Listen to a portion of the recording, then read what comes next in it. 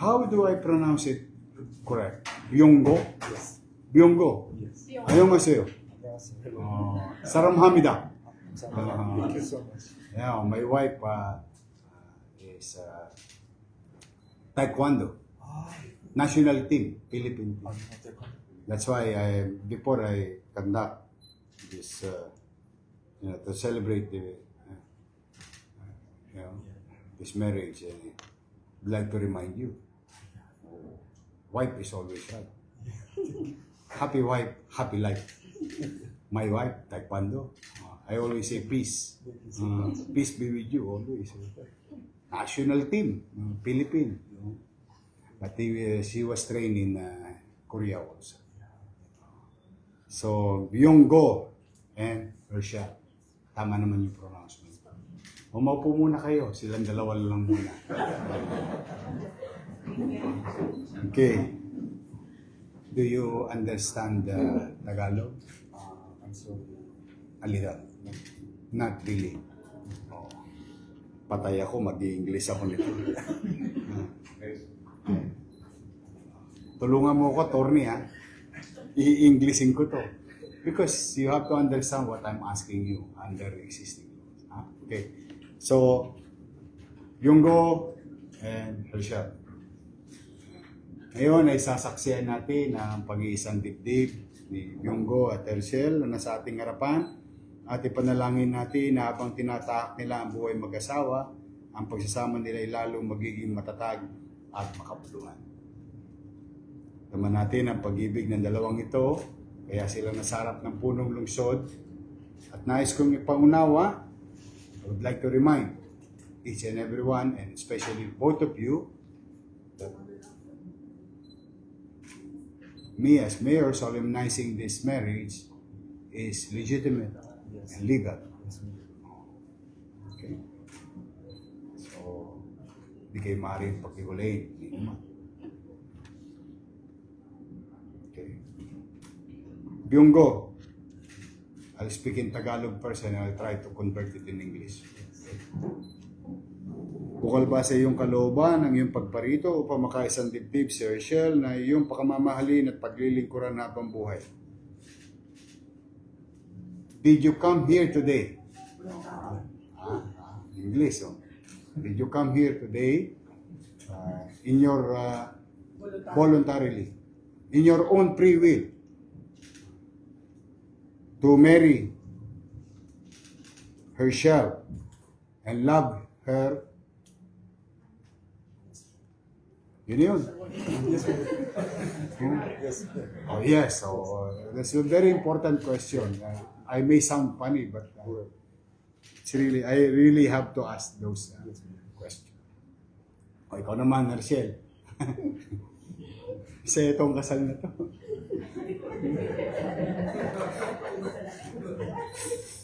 Bukal ba sa iyong kalooban ang iyong pagparito upang makaisang dibdib si Byunggo na iyong pakamamali na paglilingkuran habang buhay? Byunggo and Hershel, do you love each other? Yes.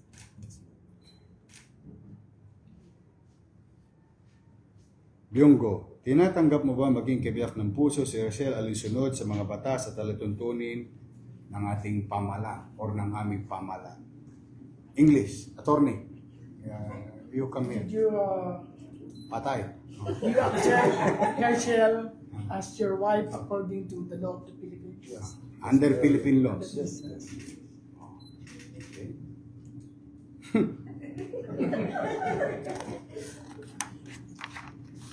Handa mo ba siyang mahalin at paglilingkuran bilang asawa mo?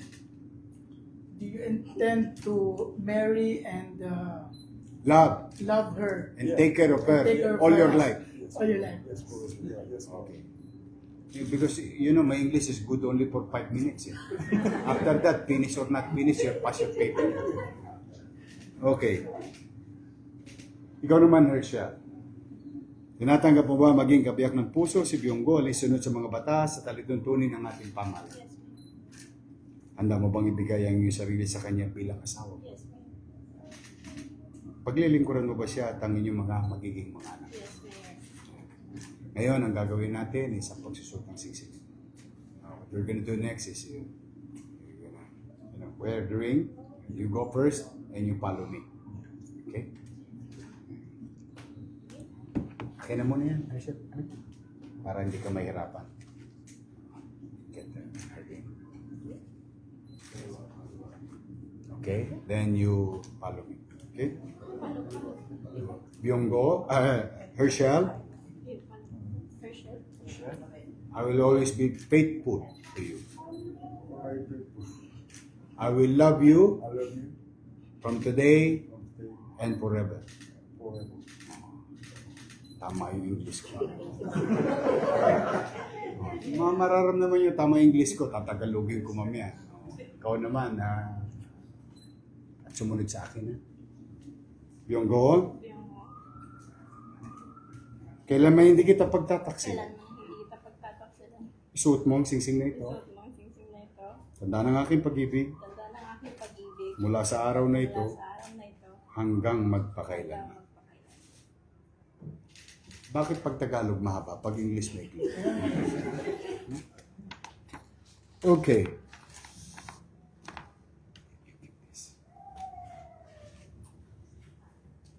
Pinakikiusapan na tumayo ang lahat.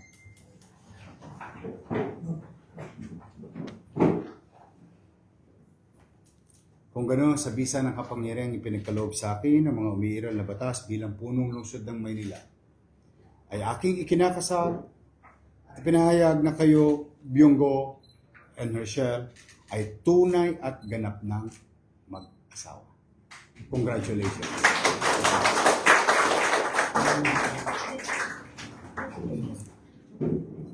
Oh. Sige, maupo kayo. Ay, teka. You may now kiss the bride.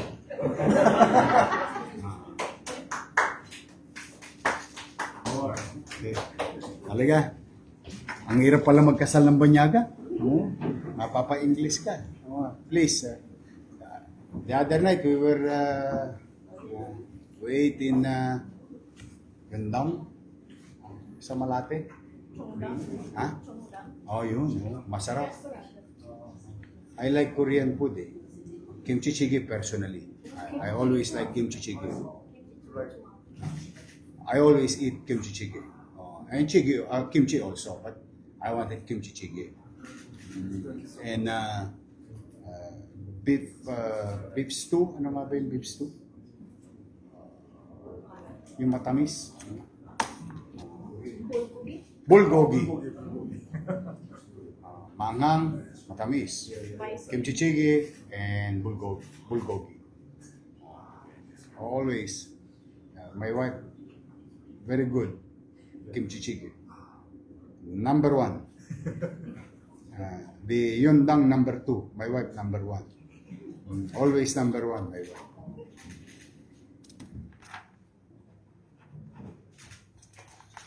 Matagal na kayo magnobyo. Oh, galing naman. I'm happy for you. May apang ka. Oh, diba? Ang hirap kasi ng kultura eh.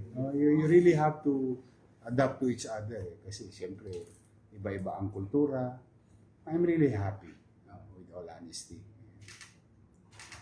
I just told them I'm happy for her. She found love. Despite of the cultural indifferences. But love is love. Love is universal. Really, pogi niya, may smile, may ano siya, dimple. Oh, I like when you smile. You always smile. Now, you're locked up. Kulong ka na. Habang buhay. Di ba? Locked up ba tawag? Life sentence. I'm just teasing you. I'm really happy and I enjoy this. Ang dami ko na-experience magkasal eh. Ngayon medyo, I'm really excited. So we'll have pictures together. Then next, your family. Then Ninong at Tina and friends. Okay? Come. Yeah, picture.